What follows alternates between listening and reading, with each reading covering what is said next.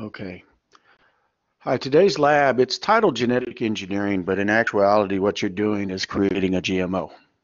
You're taking bacterial cells called E. coli, and you're transforming them. Simply put, what we mean by transforming is inserting foreign DNA into the bacterial cell. But in actuality, what transformation actually means is inserting foreign DNA into a bacterial cell, thereby transforming its genotype, resulting in a change in its phenotype. Okay. Now you have to keep in mind with this lab what I said before in lecture. Okay. All living organisms have their genetic information stored in the form of DNA. So when it was discovered that DNA was a compound by which genetic information was not only stored but passed on from parent to offspring, okay, scientists realized, you know what? You can actually use genetic information stored in the form of DNA in one species, isolate the genetic information of interest, okay, and basically remove it from that organism and insert it into a completely different species. And in that new species, the cell or the cells of that new species, all they saw was DNA that contained genetic information. And therefore, they would start to express this new genetic information. So we call it a transformation, a change in the genotype resulting in a change in the phenotype. Well, scientists came across, okay, a type of jellyfish. You can see the genus and the species down here. I'm not even going to try to pronounce the first name. A. victoria is the easiest way to say it, genus and species. But this jellyfish, okay, had a phenotype whereby it fluoresced green. So scientists were curious. How is this jellyfish able to fluoresce green? Well, eventually they came to find out that its ability to fluoresce green, okay, was due to a protein that they simply call green fluorescent protein. When UV light strikes this protein, the protein emits this green color or fluorescent green color. So therefore, they just call the protein green fluorescent protein. Well, we talked about proteins do the work. And the way it works for proteins is in the case of this protein, it's directly responsible for this phenotype, green color, fluorescent green color. Sometimes proteins are indirectly responsible for your phenotype, such as in blood typing. Okay, depending on which gene you inherit, okay, if you inherit a gene dominant A, it'll code for an enzyme that will put antigen A on your red blood cells. So it's not the protein enzyme that's directly responsible for the phenotype like it is for green fluorescent protein, but it does produce a product responsible. Well, GFP was great because it directly, okay, was responsible for this phenotype, fluorescent green color. Well, once they identified that it was a protein that allowed this jellyfish to fluoresce green, well, by this time, scientists knew any proteins expressed by a living organism, you could find the recipe or the information on how to make that protein in its DNA, stored in the form of genetic information. So eventually, scientists, okay, combed the DNA of these jellyfish, Avia, scanned the DNA, located that region of DNA that formed a unit called a gene, specifically a gene that coded for a green fluorescent protein, and they simply call it the GFP gene. Once they identified this gene, they isolated the gene, replicated the gene, and then they inserted the gene into a circular piece of DNA that sometimes is called a plasmid. I don't call it a plasmid. I did a lot of molecular work, and they used to use these two terms interchangeably, plasmid and vector. The reason why I used to ask, why are you using these two terms interchangeably? And I actually never got a straight answer from people that had been working with these circular pieces of DNA and had a lot of experience. But based on my background and information I came over, what I came up with was this. Whenever you hear talk about a plasmid is a circular piece of DNA, okay, that you will find expressed, or that you will find, I'm sorry, not expressed, but that you will find in bacteria. And often these plasmids or bacterial plasmids contain genetic information for antibiotic resistance. Whereas a vector is a circular piece of recombinant DNA. Case in point, the DNA vector you would have used today to insert your gene of interest into Bacterium E. coli would have been called a pGlow vector. Okay. This pGlow vector, part of it is bacterial in nature. This right here you'll come to know as a BLA gene. But other parts of it come from other organisms. Okay. So the way I define a vector is it's a circular piece of recombinant DNA that is used as a vehicle to get your gene of interest, such as GFP, into your species of interest, such as E. coli. Okay, so this is what I call a vector. Well, the vector you would have worked with today would have been called a pGlow vector. Part of what makes up the pGlow vector is a gene called the GFP gene, but there's more to it as we'll go over it here. What you're seeing here, okay, is a petri dish with seeded extract called agar, and it contains a nutrient called Urea Brother LB. But what else you're seeing here are colonies or groups of E. coli cells that have been transformed. They're carrying this vector with this GFP gene. Therefore, they have been transformed. Their genotype has been changed by inserting this circular piece of recombinant DNA called the pGlow vector with the GFP gene, and therefore their phenotype has been transformed. Now they fluoresce green, just like the jellyfish. DNA is DNA. It doesn't matter if it's a eukaryotic multicellular organism such as a jellyfish, which falls under animals, or it's a prokaryotic organism such as a Bacterium E. coli. Genetic information is stored in DNA in living organisms. Well, they've actually taken this GFP gene using vectors such as a pGlow vector and other vectors to insert it into cells of a pig, insert it in embryonic cells of a mouse, and even a primate. And you can see how parts of their body express the GFP gene. But in this case, the advancements that have been made by scientists allow them to actually control, okay, which cells in which part of the body will have the ability to produce the green fluorescent protein. So what you're looking at here are three organisms that we refer to as GMOs, genetically modified organisms. Now, normally when a GMO is created, a genetically modified organism, it's done to enhance the phenotype of the organism. Take a trait found in one species, isolate that trait, in other words, isolate the genetic information in the form of DNA, extract it from that species, and use it to transform a different species, creating a GMO. Now, this new other species, which initially didn't have this particular trait to enhance its phenotype, has it. And this is what this figure is here for. Case in point, it was found certain bacteria produce proteins that are endotoxins, which kill insects. So bacteria have the ability to kill insects. Well, eventually what happened was scientists were able to isolate that region of a gene, that region of DNA that formed a gene that coded for these protein endotoxins. They extracted the DNA, they isolated the gene highlighted in green, which is just this here. They get rid of the rest of the DNA. But what they found out is what we talked about in chapter 10 and 11. It's not enough to insert a foreign gene into a species that you want to turn into a GMO. You have to attach that gene to a promoter, which is what this represents, and on the opposite side of the gene, you have to attach a terminator. Because RNA polymerase in any living organism can't find the gene directly. It needs the help of the promoter to locate it, but it needs the help of the terminator to know when to stop the first step of gene expression. So then what they do is once they isolate the gene of interest, say from a bacterium, and let's say the gene codes for a protein endotoxin that kills insects, they then create a recombinant piece of DNA, adding a promoter from another organism, a terminator from another organism, creating what we call GMO DNA. Then what they do is they take this GMO DNA and they'll insert it or transform plant embryonic cells. These plant embryonic cells will develop into a plant, full-grown adult plant.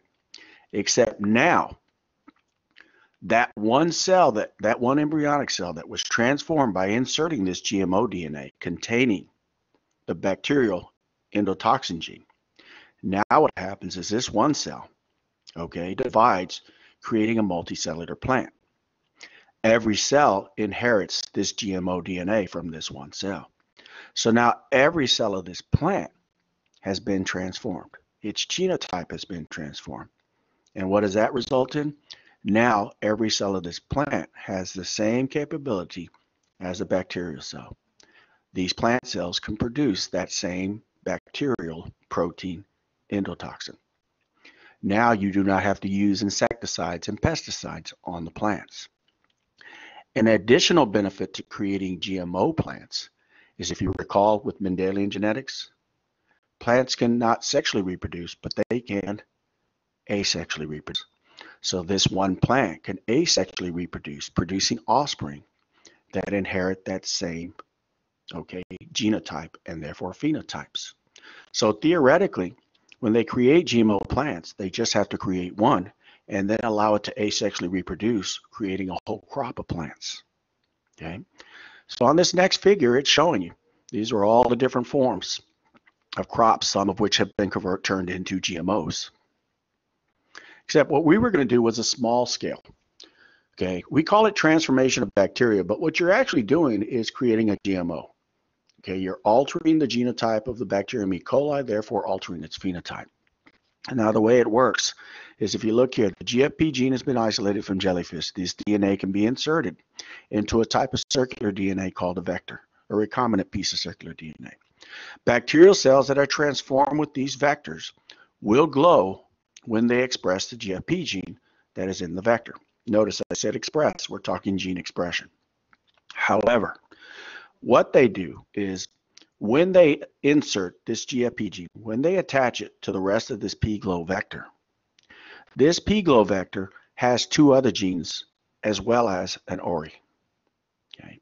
If you look here, in addition to this pGlow vector, this recombinant piece of circular DNA containing our gene of interest, the GFP gene that we want to use to transform our E. coli, it has another gene called the BLA gene. This gene comes not from jellyfish, but from bacteria. This gene codes for a protein enzyme that's responsible for antibiotic resistance, which I'll go over more. Also, this pGlow vector has an ORI. Well, you have to know the chapter we went over this, chapter 10. We went over DNA replication. Where does DNA replication begin? It begins at a site within the double-stranded DNA called the origin of replication. They put an ORI in this recombinant circular vector here, so that when one bacteria divides into two, those offspring, those two bacteria, end up inheriting the same piece of circular DNA, because that one bacterium will use this origin of replication to make a copy. We call it cloning. This used to be the way that when we isolated a gene, we would put it into a cloning vector such as pGlow, insert it into bacteria, not to transform them, but to get the bacteria to replicate these circular pieces. So as one bacteria divided into two, two divided into four, four divided into eight, at this original replication, the bacteria were able to replicate this vector. Therefore, we not only got an increase in the number of bacterial cells, we got an increase in the number of these vectors. So that used to be the way we used to do cloning, which we'll talk about in chapter 12. Now, this vector is what I call an advanced vector, because it has a total of 3 genes: GFP gene, the BLA gene, and the ARIC gene. The ARIC gene codes for a transcription factor that is a regulatory protein. So we talked about this in chapter 11 today. We talked about how transcription factors, these are proteins that influence or affect RNA polymerase activity. So when I go over this ARIC gene, it codes for a transcription factor or regulatory protein called ARIC. And that transcription factor we'll talk about acts as an activator, and I'll explain why in a bit. Okay, so going over the parts of the vector, just one by one, giving them more detail. pGlow vector has the GFP gene. I already talked about this. The GFP gene codes for a protein called GFP. Any organism that is transformed with this vector, if they're capable of expressing this GFP gene, they're going to produce a protein that, upon exposure to UV light, the protein will give off a fluorescent green color, letting you know you were successful in creating a GMO. So this was our purpose for you, part of the main purpose for using this vector with this gene and using E. coli. It was to perform a simple experiment whereby y'all would have created a GMO in lab. But this is a key part. The GFP gene is our gene of interest. Okay, we want to make the E. coli, we want to transform them, thereby they can fluoresce green like jellyfish. However, the purpose of this other called the BLA gene. Well, the BLA gene, okay, any bacterium, any E. coli bacterium that take up the pGlo vector not only take up the GFP gene, but they obviously take in the BLA gene. Well, what happens is any E. coli bacterium that take up this pGlo vector, well, they're taking up this BLA gene, and therefore now the bacterium is resistant to certain antibiotics. The BLA gene, it codes for a protein called beta-lactamase. Notice the ASE, meaning an enzyme. Beta-lactamase is an enzyme that simply destroys or breaks down or inactivates the antibiotic ampicillin. Okay? The reason why the BLA gene is in here is not just to make the bacteria antibiotic resistant to ampicillin by producing this enzyme which will destroy ampicillin. But the main reason for using this antibiotic resistant gene called the BLA gene is for what we call selective growth. When you transform a group of E. coli cells by exposing them to this pGlo vector, not all of the cells are going to take up the vector. In other words, we're not going to be 100% successful inserting this vector into every bacterial cell. So if you look up here, they're showing you this represents our seaweed extract agarose, which y'all have seen already, except the color here represents it contains a nutrient called LB or Laribbria broth to support growth of the bacterium. The colors up here, notice these round structures here, or oval-shaped structures, represent the bacterium E. coli. Notice some are colored in, some are not colored in. Okay, what this lack of color or color inside of these represents which ones we successfully transform, which ones we successfully got to take up the vector. The ones that are colored in are the E. coli bacterium that we successfully inserted our pGlo vector into. The ones that have no color, we were not successful in getting our vector into these guys. Well, in addition to the agarose gel and the nutrient called LB that's in this agarose, we also add the antibiotic ampicillin to this growth surface. So now what happens is any of these bacteria, okay, that are white on the inside or clear, that did not take up the pGlo vector, they therefore don't have the BLA gene. They therefore cannot produce this enzyme. They therefore are not antibiotic resistant. In other words, ampicillin will kill them. So basically the way it works is any bacterium we did not successfully transform by inserting the pGlo vector, the antibiotic will kill them. The only bacterium that will survive in the presence of the antibiotic in this growth medium are those bacterium that successfully took up the pGlo vector. Therefore, they have the BLA gene. The enzyme, the protein enzyme beta-lactamase is expressed, and they're able to destroy the ampicillin in the growth medium. Not only destroy it, but each of these will then divide.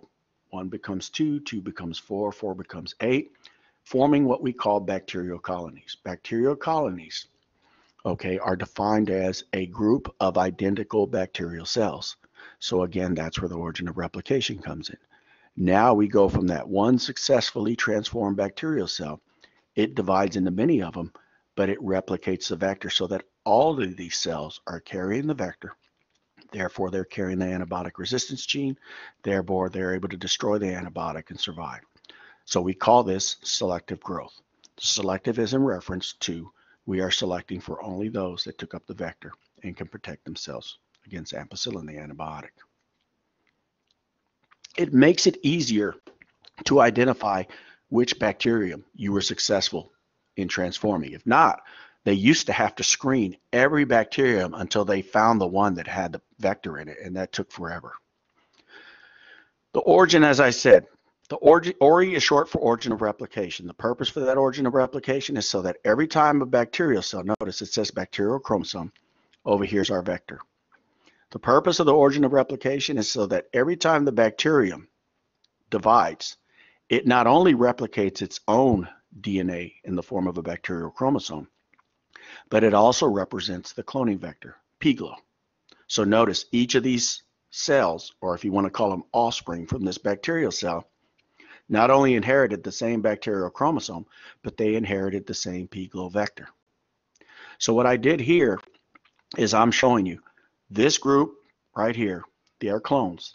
They are a group of genetically identical bacterial cells, but on a petri dish, after you put your transformed cells in an incubator at 37 degrees Celsius and give them anywhere from 28 to 48 hours to grow, each individual cell that's transformed will divide into a group of clones or identical bacterial cells, but they appear as round white colonies. So this is not one bacterial cell.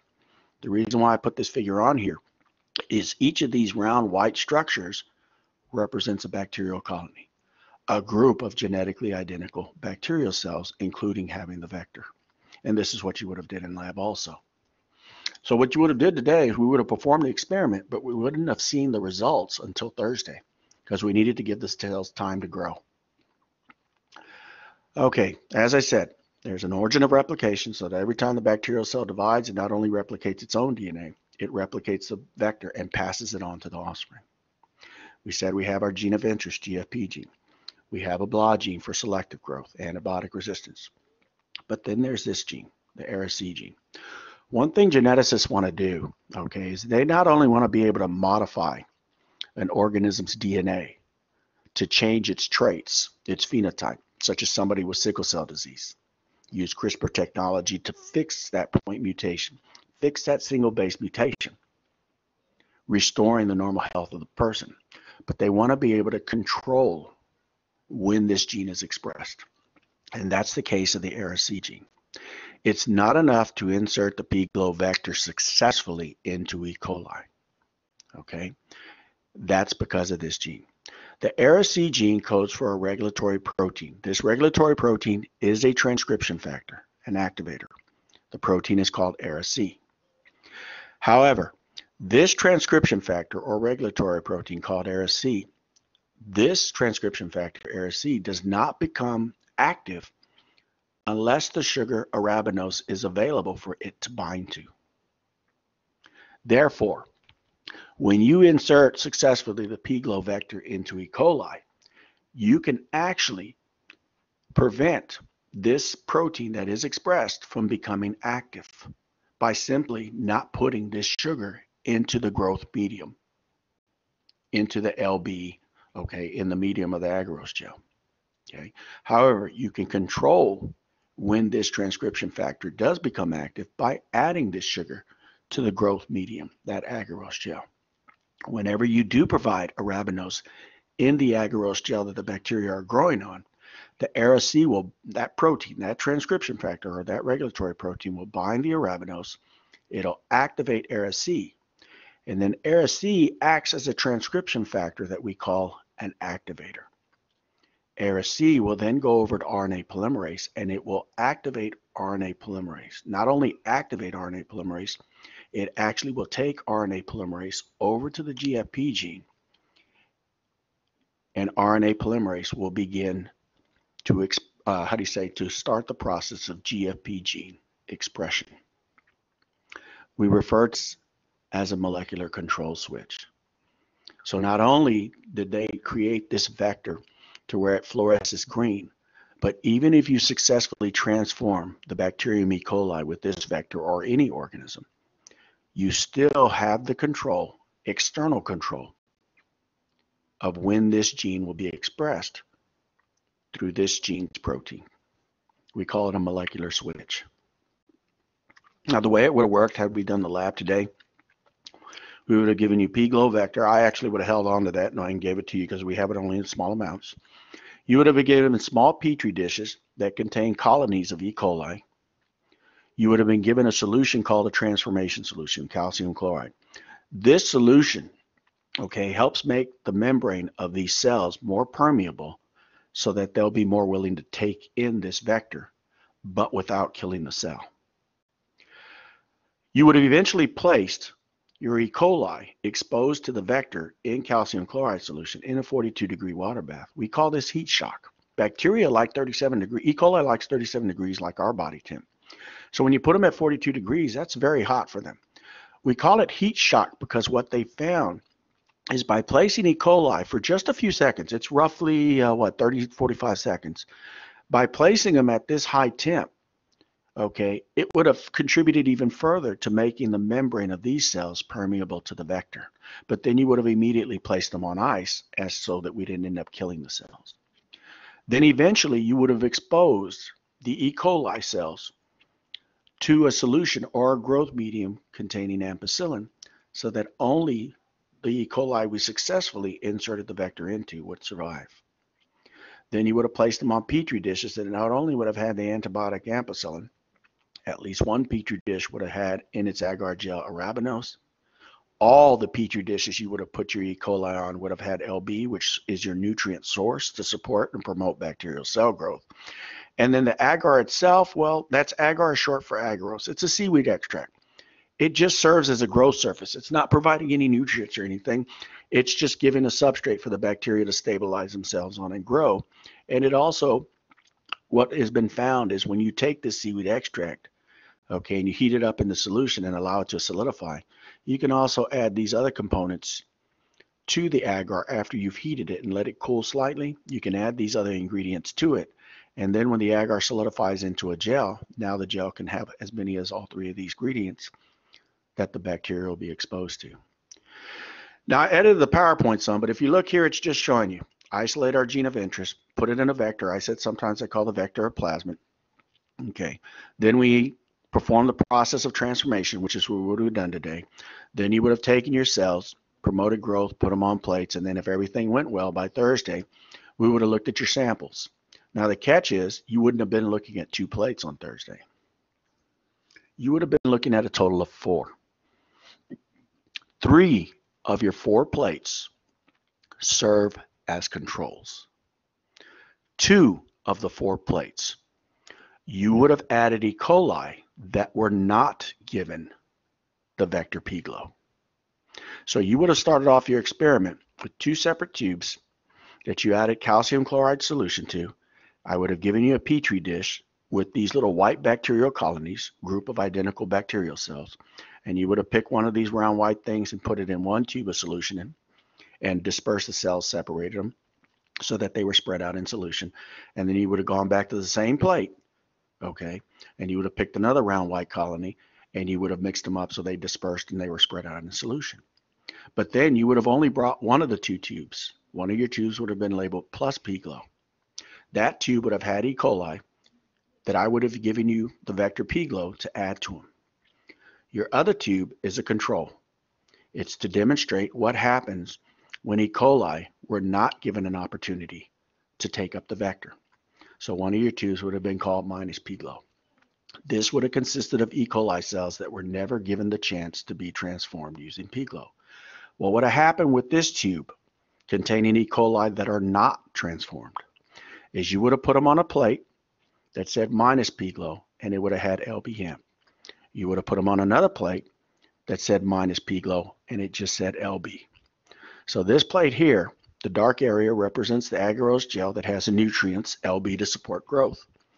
This plate here has agarose gel with the nutrients LB, but it also has the antibiotic.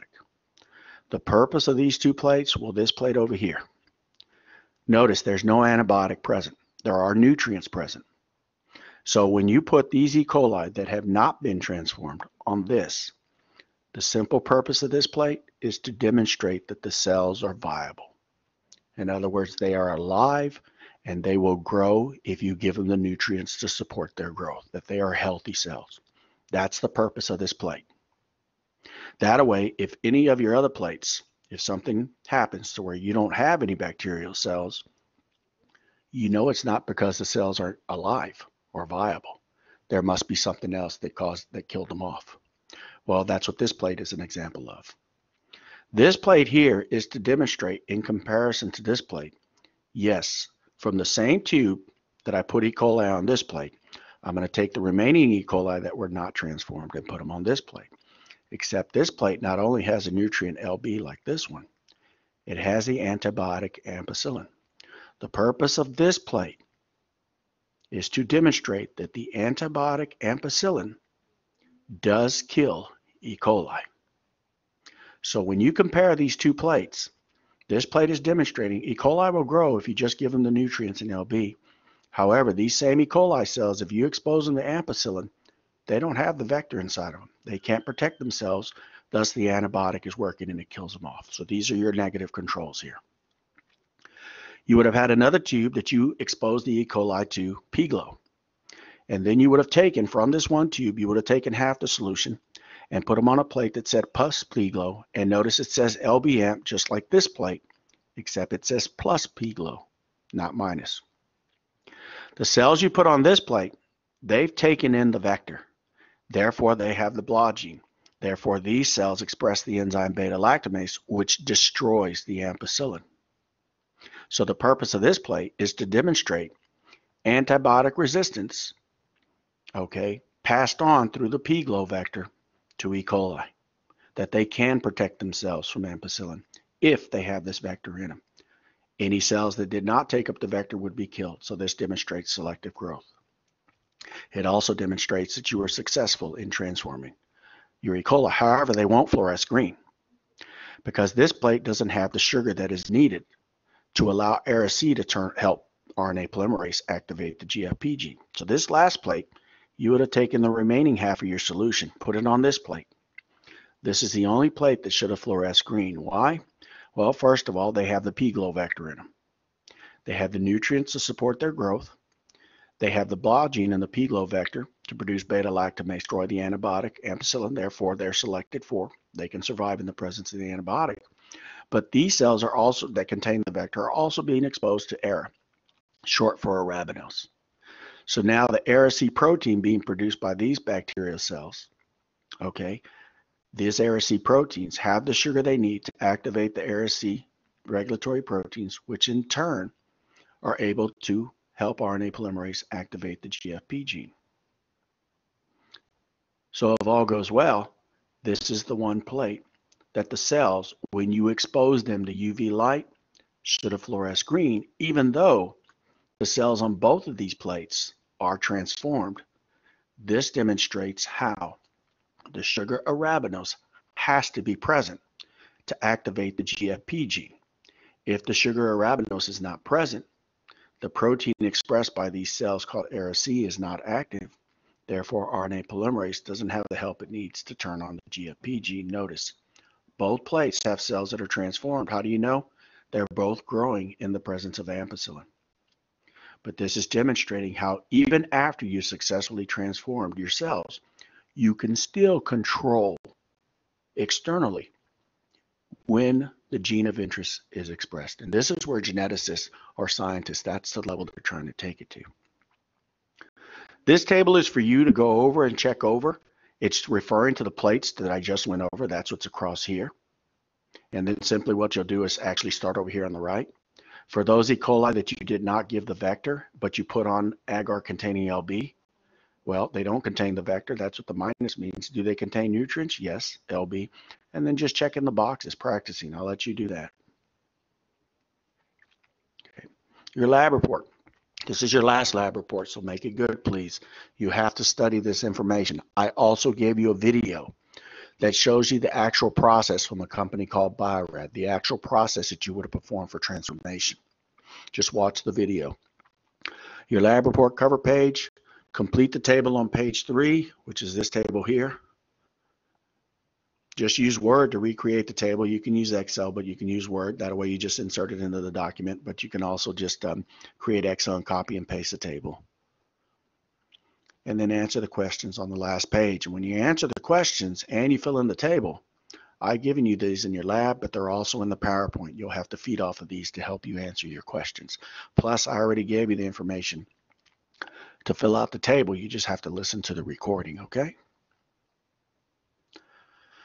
Due a week from today, happens to be due the same day that I'll post your final exam for you to take. Don't forget the exam's been moved up. Final, it'll be a week from today. We're in the home stretch, everybody. Just take care of your responsibilities. Let's try to finish off this semester as smoothly as possible, or as less roughly as possible, okay? Are there any questions? What do you mean, what is going to be on the final exam, Daniel? What is going to be on the final exam? What does your schedule tell you? Stop being mad at you. What does the schedule tell you that I posted? I'm waiting, Daniel.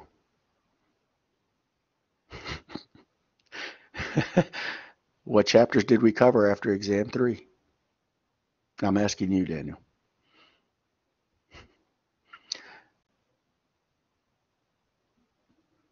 I'm waiting, Daniel.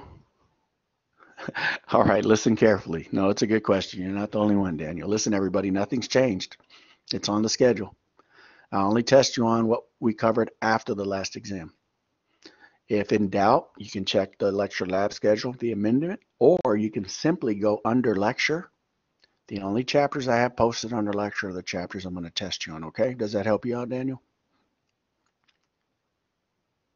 Okay. I'm just messing with you, Daniel, okay? You can turn on your mic if you want to curse at me. You can let out a little frustration, but don't curse too much. All right, anybody else have any questions? It was a good question, Daniel. Oh, yeah, remind me, Desiree, if I don't have it on by this evening around 7, can you shoot me an email? Just Desiree, can you shoot me an email? But I'll post it. Okay. That was a good question. Thank you. Okay, if there aren't any more questions, I'm going to stop the recording.